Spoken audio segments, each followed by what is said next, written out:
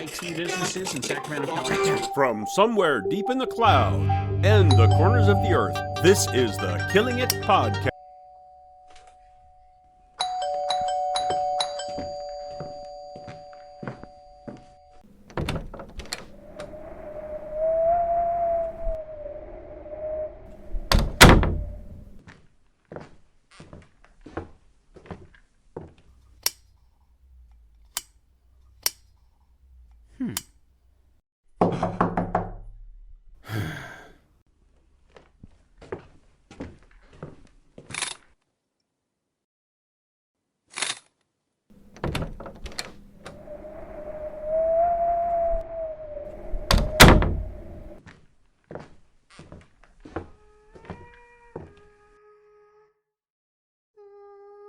Who goes there?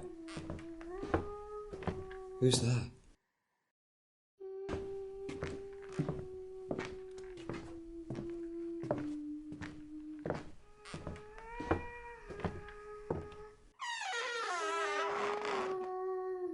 Who's there?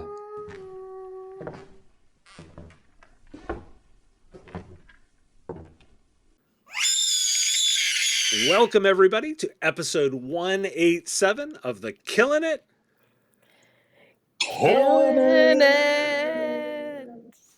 podcast. I'm Dave Sobel, sitting in Carl's seat, so I slid one down, joined, as always, by Ryan, and again, back, Nadia Karatsoyos. Welcome back, Nadia.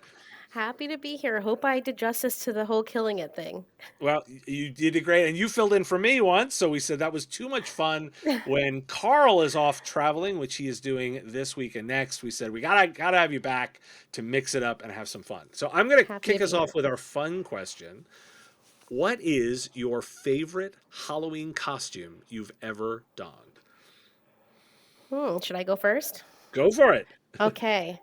So I'm one of those like scaredy cats. I don't really love scary things. So the whole month of October, I watch TV with like one eye open and one eye closed in case I flip by a channel of something that's too terrifying.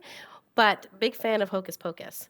So a few of my friends, we got together, we did the Sanderson sisters, and that's as scary as I've ever been.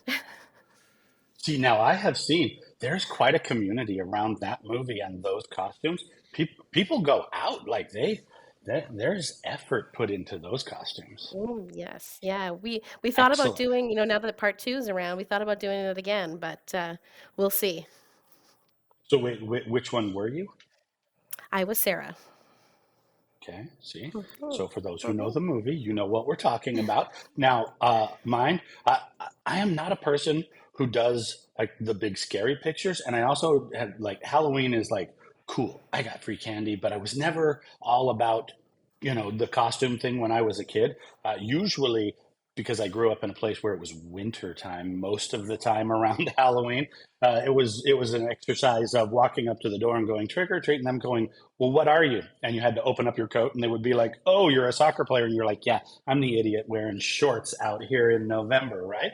The best one I ever pulled off, it was Albert Einstein, right? I had the hair, I had the mustache, I had all of this, but the way that I communicated to people that I was Albert Einstein was that I had static electricity holding socks all over a great big sweater like he used to wear. And I was like, it's the theory of attraction and relativity. And nobody got it when I was 13. And I was like, okay, so I got my nerd card early. Well done for that nerd card. That is an early pickup. So it's funny. It's funny. So I will say, like, as an adult, I have done lots of just boring, regular, like, be a genie or be like a, like I've got a lot of those ones where it's like just a staple thing, particularly because I've never been a huge fan of masks or makeup. So like for me, that's that element of like, I've gone for sort of simple, but the one that I remember, and I will apologize in advance because it's like one of those bits where like it has not aged gracefully, is when I was like 6, I was big into the Dukes of Hazzard, and my parents made like a whole cardboard General Lee car that I went around in and had like the whole outfit. And you look at pictures and you're like, it's a really well done, really creative, very memorable costume. And wow, it does not age well to have the General Lee as part of a costume. So at least I'm acknowledging the like, it was kind of a really cool costume. I wish in hindsight it was Knight Rider, which probably aged way better than the Dukes of Hazzard. Absolutely. Get you some Hasselhoff. You would have that would Yeah. have definitely aged well. But kudos on the extent of the effort, Mm-hmm. right? Like again, I see people every year around Halloween who do those kinds of great big productions, and I'm like, wow, I wish I was creative like that. I it had working headlights that they'd made out of flashlights. It was pretty impressive. Oh, So so not just a cardboard box. nope, more than that. Well, this November, Miami will be the safest place on the internet. MSPs are returning to Miami Beach for the Acronis CyberFit Summit. Not only will you hear former FBI director, you'll also witness the latest advancement in cyber protection, DLP, EDR, advanced management, and so much more. There's even a track dedicated to MSP marketing and business growth. The entire event will be capped off with an inspirational message from Irvin Magic Johnson, live and in person. You don't want to miss it. Get all the details and register now at acronis.events. I'll be there, and so will Carl. We'll see you there. So our first topic today is about marketplaces. I'm referencing an article from Protocol about AWS's Cloud Marketplace Edge. The idea, of course, this being the store that allows you to self-provision and buy both Amazon services and the ancillary services around that. And it's grown, to more than 12,000 listings in more than 65 categories, available in 25 regions. Amazon's quoting some 325,000 customers transacting more than $1 billion in revenue. I'm going to throw this to you because I'll admit, as the person who selected this, I am fascinated by marketplaces. And Jay McBain, of course, with Canalys, is constantly talking about them being the future. And yet, for me, there's still a disconnect between the SMB and the way I think most small to lower mid-sized businesses consume technology and this. What am I missing? Nadia? Ryan, are you guys seeing something that I'm not? I'm gonna say I see the appeal, right? Like it's as if I put my MSP hat on, I think it's one place to go. I get everything I need. It's easy to bill at the end of the month. When I put my vendor hat on, what I'm missing is, am I going to get lost in the shuffle? There's a lot of noise. There's a lot of mess. Do I have to work extra hard now to stand out and make sure? How do I work with said marketplace to make sure that I'm the one front and center? Do I pay extra for that? It just feels like there's a lot of mess that I have to fight through. See, I agree with you. There is, if you remember back in school when they taught you about the go-to-market strategy and the keys to success, it was the 4 Ps, right? There was product and price and placement and promotion, and you had to have all 4 of those or you couldn't grow. Placement, that's great, right? Like if you were Mm-hmm. a product sold to consumers and you were accepted to be carried on the shelf in every single Walmart across North America, wow, you just got literally thousands of points of distribution. You can access tens of millions of customers.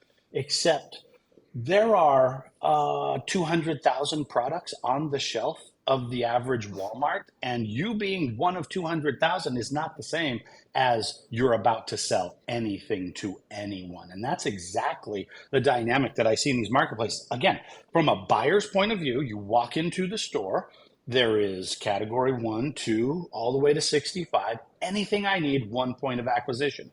Cool.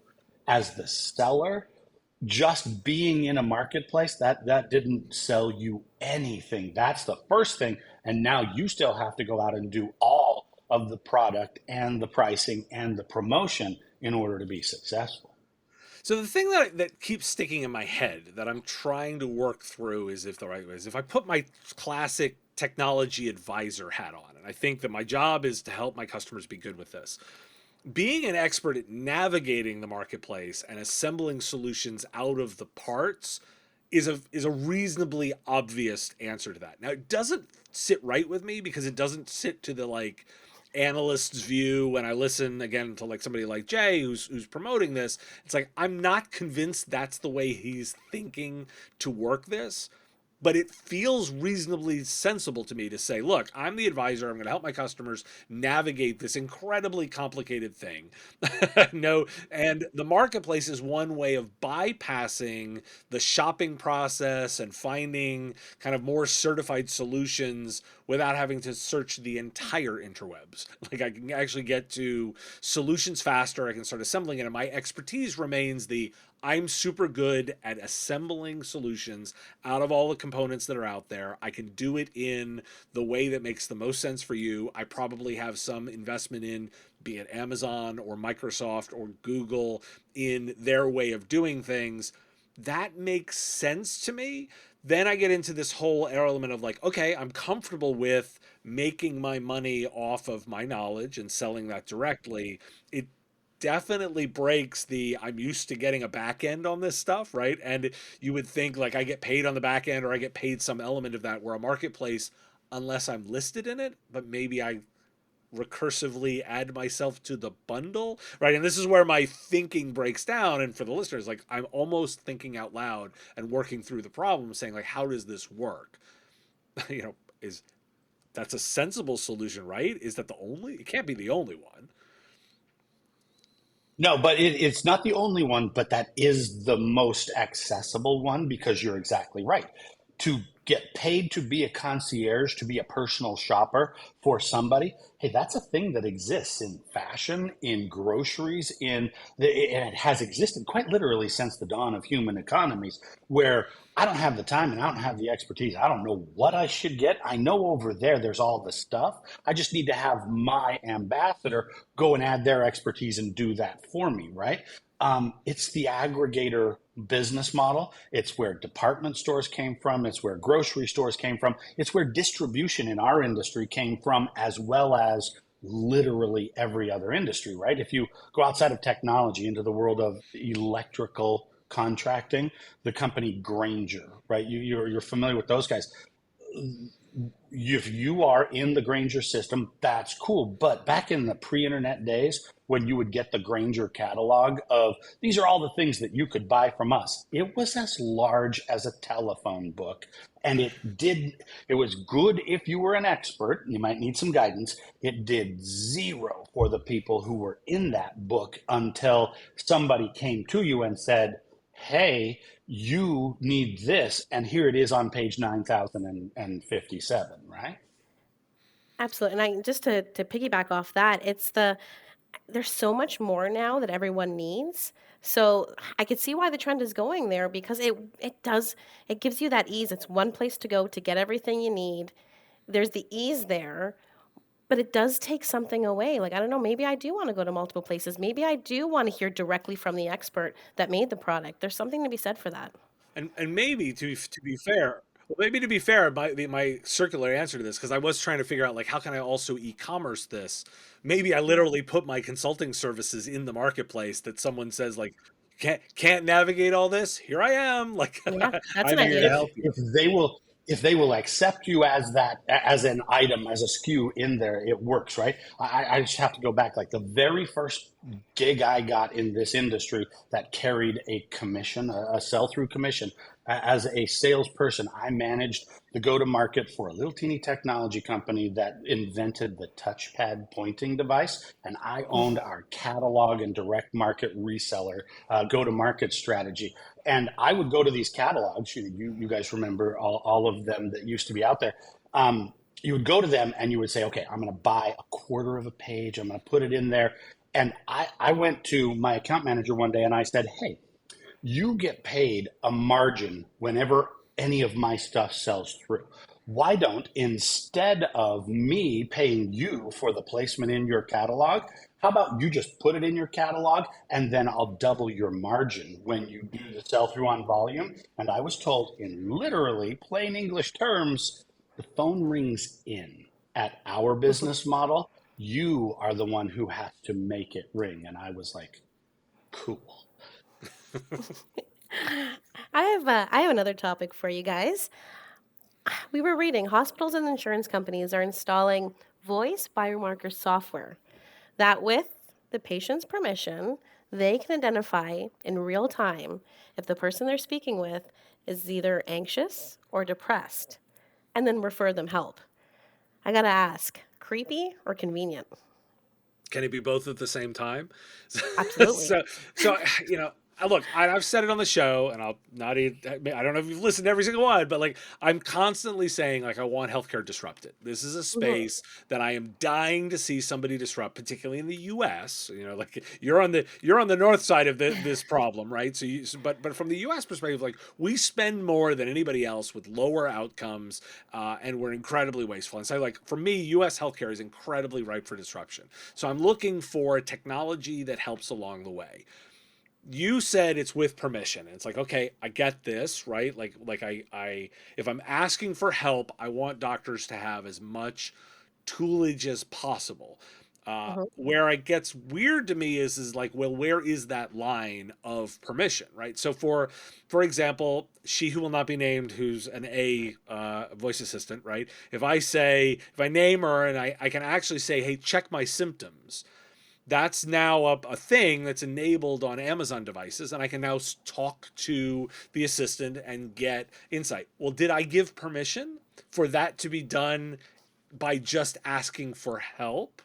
Because it could be implied that I did, or maybe it's in some Hmm. end user license agreement there, right? And that's the bit where it's like, okay, now it gets weird because is the patient clear as to what happened, and you can completely see this going horrifically wrong in a call center scenario where, like, well, what if somebody's using a tech and they didn't ask for permission, and now they can manipulate someone based on that? And by the way, everyone always says, like, the tech is always used in some kind of weird bad way when we didn't anticipate it. See, I think that's exactly the point. Permission is what makes this ethically acceptable. And in a clinical setting, I can totally get behind it because if you are familiar with the marketplace for medical services and for mental health services, the single biggest problem is access, not quality of service, it's access to services. And the single biggest obstacle to getting people to take advantage of services that are available to them is either convenience or the embarrassment factor, right? Like, yeah, I don't want to have to go in. And men are notorious for not wanting to go to the doctor, but we're not nearly the only ones. And specific illnesses still carry not only inconvenience factors in getting diagnosed, but also the stigma factors that are Yes. associated with that. So we resist getting diagnosed. If this could bridge that gap and make it more instantly and effortlessly available for me to get plugged into those kinds of mental health services, phenomenal. That's brilliant, right?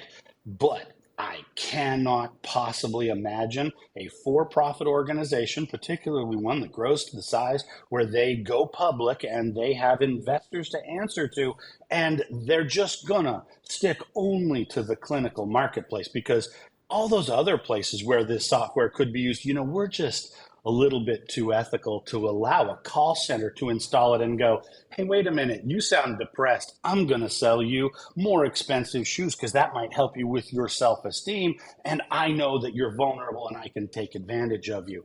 It's a brilliant step forward, but in precisely the way we've discussed before, just like facial recognition using AI technologies, great idea, good tool. Tools can be used for evil, and I can see where this thing can go really wrong when we lose that context of control and permission in a strictly clinical setting. See, I need to understand the context, right? Like, am I calling into this service because I don't know, I don't feel right, and I'm not sure if I'm anxious or depressed? If that's the case, I'm all for people calling in and getting help. But am I calling because, I have a cold and asking for an antibiotic, and then they turn around and tell me now that based on what they heard me say, maybe I do have other issues? Like, I think I need to understand more.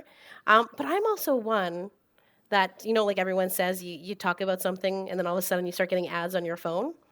Sometimes I'm okay with that. As creepy as it is, hey, that's pretty cool. I was talking about craving ice cream cake and ice cream cake started appearing on my phone. Great. I'll order one. You just saved me from having to open up Google and search. So I'm okay with it as long as I understand the context and that whole permission versus just offering? I need to know more. Yeah, I mean, and the interesting thing is, and by the way, like there's a difference between the appearance of additional insights versus reality. Like, now Yeah. your example is really great. Like, if it's what there's an inclination to think that it's listening on the microphone is parsing things, when instead we've just given so many signals to the search Exactly. engines, to the Mm-hmm. technology, that they're just able to figure that out. They don't need to listen to us talking about ice cream cakes. They just simply know, based on your situation and closeness to your birthday or your partner's Mm-hmm. birthday or your like all of the things you like, all of the signals you've given to the system, it can know you very well. This, by the way, is why TikTok is incredibly successful right now, because they can take those signals and provide exactly what you are looking for at the right time. This is that in healthcare, we get creeped out because it's healthcare. Like, that is Exactly. literally what it's the difference between a shopping experience, which is a little icky and weird, but we're much more dismissive. And by the way, we feel we get utility from, versus the mystery of your healthcare, which, yes, you get utility from, but you have a certain degree of uncomfortableness with that sort of diagnostic. And that's where the additional bits come. Like, I'm encouraged by saying, by the way, this technology, they're going through the Food and Drug Administration to get clearance for it to be recognized as a diagnostic tool. We don't provide diagnostic tools to just anybody.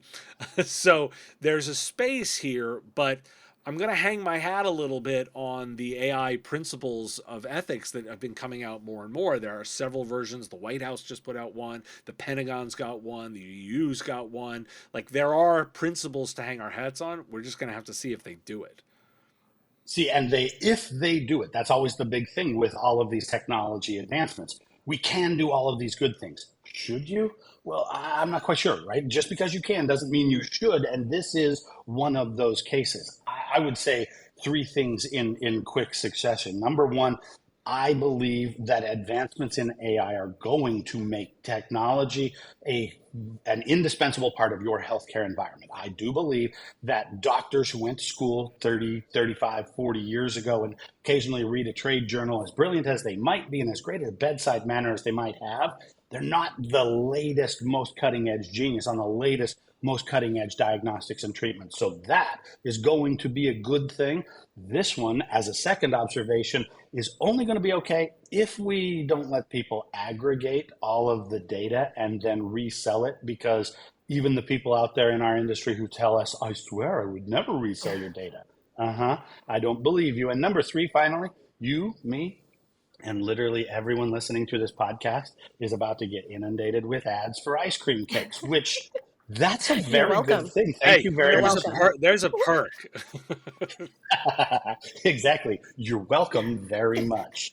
All right, let's go to our third topic here. This one, I'm gonna introduce this, and we're going to have as deep a conversation as we can about the what and the why. But I also want to understand, what do we do next, right? So we're pointing in the show notes to an article that is a detailed investigation about the disparity in the speed of internet services that are available to people in cities all around the United States. And then the question is, based on where you live, how fast is your service and how much do you pay for it? And the upshot of this research is that you might get 1 megabit, and it blows my mind as a technologist that 1 megabit is actually still available out there in the world. Or you could get 400 megabit, and you're going to pay exactly the same amount for both of those services. Now, as a marketing and sales guy, I look at that and go, huh? I don't get that. You're not charging for value that you deliver. But, and this is where it turns the corner, it's not just that there's disparity in service, it's that the boundaries of where that fast service and slow service happen have a really disturbing correlation with racial, ethnic, and income and socioeconomic boundaries that exist across our cities, across marketplaces in our country. So I want to put this out there, get your input on this from you guys. A, what do you think about the disparity? And then B, is there something we can do about this? All right, like, I'm going to say it, like, shocking, in the U.S. there's disparity along racial lines. Like, I mean, and I say it like with some, like, humor to also acknowledge, like, not enough of us oftentimes recognize that that is a thing, and we are still dealing with incredible legacy of that. And real people are living with legacies of decisions made 50, 100, 150 years ago, and it is structural, right? And I know there's willingness to push. People get very upset by this. I want to take a positive based approach on this, and I'm following a lot of Derek Thompson's work at The Atlantic, which is around this idea of what if we built an economy of abundance, where the idea was, rather than trying to create scarcity in our economy to create value, we instead create abundance. And I look at this and I say, this is exactly what I believe government is for, is to take really hard problems that the market is not necessarily inclined to fix. Why is there faster service in rich neighborhoods? Because those people will pay for it. Why have those rich neighborhoods been around? Because of legacies of choices made previous that often and generally have had racial inclination. We can correct that through investment in saying we're going to create an abundance of broadband in this case, because we know it is an incredible equalizer, and we want more abundance for all people. And my capitalist reason for this is, and it's more customers.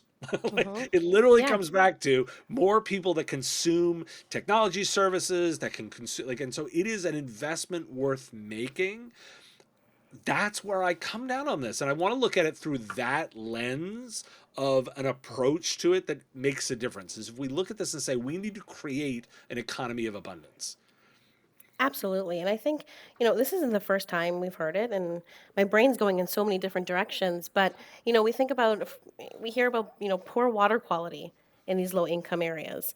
And I've been hearing about this for years, and nothing's being done about it. I think you kind of nailed it when you said this is where the government has to step in and have these conversations and make it that it's unacceptable. Broadband is so important. We saw that during the pandemic. Kids were all home. We were all working from home. There was no choice. We had to do this in order for our economy to stay at a level where it was still healthy. We all needed the appropriate internet. And I don't understand how we're still having this conversation. We need clean water. We need good internet, and that shouldn't be discriminated. It's just not an option. See, and you make a great point there. In the article, they talk about, telephone service is regulated by the government based on quality and access because it's perceived like electricity to be a necessary utility of basic life. The internet, they're very deliberate to say, oh, that's not a utility yet. You don't have to have that. So we're not going to cover it by the same regulations. And to your point, that is some 20 years ago thinking that just I was about to does say not hold 1996 true. called. It needs its technology back. Exactly. Hello, that is not an option. We need it for school, for jobs, for access to healthcare, for just whatever in the heck it is that we do. Now, for the sake of argument, I will say what the business case analysis is from these internet providers, right? And again, these are not anonymous little companies that are doing things on the fringes. These are the acronyms and brand names that you probably subscribe to and that cover everybody in our country. And they are being analyzed according to the offers that they make. And what they say is, well, just because the technology is slower doesn't mean that maintaining the technology is less expensive. So my cost of implementation, my cost of humans, my cost of parts, and other cost of goods sold, that's still going to be high. So I have to keep my price roughly the same, even though somebody's getting 400 meg speeds and somebody else is getting 1 meg speeds. Okay, I understand the legacy infrastructure, and that's why it'd be a really smart thing if you didn't have that really derelict old legacy infrastructure. But the second thing that they say is it just doesn't pencil out. There's no business case to justify in these areas doing the capital investment in the infrastructure that would be required. And my answer is, did you, Mr. Telephone and Internet provider, make a profit last quarter? Because if you did, then you are deliberately skewing the conversation by saying, nationally, I made a profit and it was great and my shares went up and my CEO got a great big bonus. But in that neighborhood of this city, I can't make a profit off of that neighborhood. So I just can't rationalize horseshit. If you're going to provide a service to everyone and then make financial decisions about where you will and will not, I get that that's what you're trying to accomplish, but it's only acceptable if you go out of your way to make sure that it's not disadvantaging people, right? And again, this is not unique to technology or telecommunications. There are grocery deserts where people who don't have access to transportation and don't have the means to travel to a store farther away, you go to the grocery store in their neighborhood and milk costs double, right? These are deliberate, intentional decisions made by corporations to maximize profit and minimize their expense. And when you do that at the cost of the humans that live there, now I think it's dark and evil. And my last word, Dave, I'll just kind of wrap this up on my side and say, this is the country where this technology was invented. And yet we are in what, like 45th place globally in terms of access to average internet speeds and the quality of service that we get. The only way you could possibly explain to me why in the United States of America we don't have the fastest possible internet is because there is a business decision on purpose being made to minimize the cost of plant and equipment in order to maximize profitability. You're doing it on purpose to us. Well, so I'm gonna do two quick thoughts here. The first is if we are supposedly the richest country in the world, we should act like it, right? Like we really should. And the second thing is I want to acknowledge a human limitation that most humans work thought wise in a zero sum game. Where they think that if you put a resource somewhere, it is clearly taken away from somewhere else. And that is not actually what happens in the creation of wealth and actually like the creation of investment. That in fact, I always quip, love is not pie. This is exactly that. You don't divvy it up. You don't divvy up love in the same way. You don't divvy up resources when you do investments like this. In fact, you grow it so it is larger and everyone gets more of a share. We need to think more like that. I'm sorry, Dave. Now we're going to get ads for pie and ice cream. Sadly, we are out of time. This has been episode 187 of the Killing It